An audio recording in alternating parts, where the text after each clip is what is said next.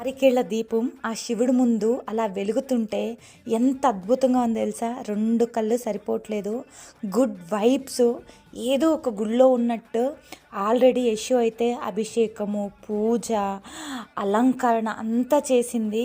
College కూడా వెళ్ళిపోయింది. నేనైతే లాస్ట్లో నా వంతుగా ఇంకా మహామంగళారతి అయితే చేసి కొన్ని శ్లోకాలు అయితే చేసుకున్నాను.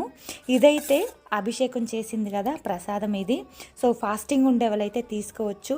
పూజ అయితే చాలా బాగా జరిగింది, తొందరగా కూడా జరిగింది. నాకైతే చాలా ప్రశాంతంగా ఉంది ఈరోజు. సో మీరందరూ ఎలా చేసుకున్నారని తప్పకుండా కమెంట్ చేయండి. నేనైతే సింపుల్గా చేసుకున్నాను, మీరు కూడా చూసేయండి ఒకసారి. ఎంత బాగుంది తెలిసిన ఆ ముద్ద మందారాలతో ఆ శివుడైతే అలా అలంకారం చేసుకున్నాడు. నిండుగా ఉన్నాయండి పూలు మాత్రం.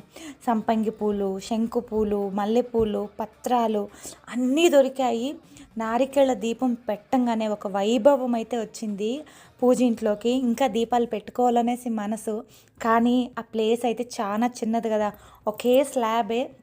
దాంట్లోనే శివుడు, దాంట్లోనే ప్రసాదాలు, దాంట్లోనే దీపాలు. మీరందరూ ఎలా పూజ చేసుకున్నారని తప్పకుండా కమెంట్ చేయండి నాకు.